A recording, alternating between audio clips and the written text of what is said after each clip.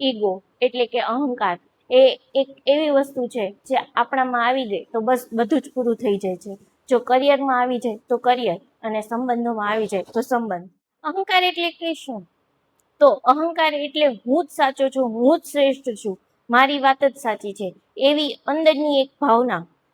જો થોડોક અહંકાર માણસને આત્મવિશ્વાસ આપે છે, પણ જ્યારે એ જ અહંકાર હદથી વધારે આવી જાય છે ત્યારે તે સંબંધોને તોડી નાખે છે, મિત્રતાનો અંત કરે છે અને માણસને એકલો બનાવી દે છે.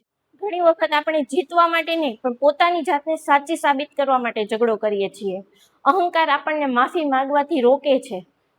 અહંકાર આપણને માફ કરજો બોલવા નથી દેતી, પણ સાચી તાકાત તો એમાં જ છે કે આપણે પોતાની ભૂલને સ્વીકારી શકીએ. તો અહંકાર એક એવી ભાવના છે જેમાં માણસ ક્યારેય નથી હારતો, હારે છે તો તેના સંબંધો. ક્યારેક આપણે સોરી બોલવા કરતા 3 દિવસ કે આખી જિંદગી વાત ના કરવાનું પસંદ કરીએ. એવું કેમ? કારણ કે આપણો અહંકાર કહે પહેલા તે બોલે, હું શું કામ બોલું? તમને ખબર છે કે સંબંધોમાં સૌથી મોટી પ્રોબ્લેમ શું છે? મિસઅન્ડરસ્ટેન્ડિંગ નથી, ઈગો સ્ટેન્ડિંગ છે. જ્યારે આપણે માફી માંગીએ છીએ એનો અર્થ એ નથી કે આપણે સ્વાર્થી છીએ, પણ એનો મતલબ એ છે કે આપણા ઈગો કરતા આપણા સંબંધો મોટા છે.